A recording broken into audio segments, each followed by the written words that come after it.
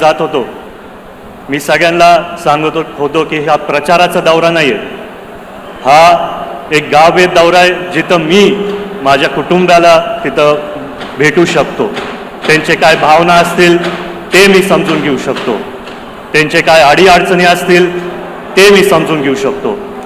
तुम्ही ते LED वाले थोडं थांबता का? तुम्ही आवाज खूप करताय, थोडं थांबा. गावागावी जाताना जेव्हा आधी आपण दादांसाठी प्रचार करायचो, एक वेगळा आनंद होता, एक उत्साह होती. सगळ्यांच्या मनात दादांसाठी आपण प्रचार करतोय आणि 5 वर्षांनी प्रचाराची वेळ यायची तेव्हा रॅलीज करायचो, युवकांना पण तिथं मनापासून प्रचार करायला आवडायचं.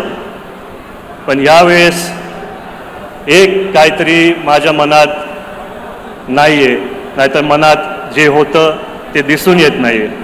दादांचा आवाज दर रात्री जेव्हा आमचे दौरे संपायचे विधानसभेचे, मला माहिती आहे इथं सगळे आपले कार्यकर्ते आहेत, पक्षातले पदाधिकारी सहकारी आहेत, कितीही व्यापामध्ये दादा व्यस्त असले असते महाराष्ट्रभर, त्यांचा रात्री फोन यायचा, काय रे जय, कसा झाला रे दौरा, कुठल्या गावात काय अडचण आली, कुठल्या गावात काय तातडीने करायचं गरज आहे.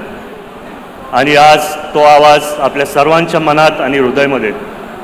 पण आजही जेव्हा मी गावागावी जात होतो, मी घरी गेल्यानंतर तोच दादांचा आवाज माझ्या मनात.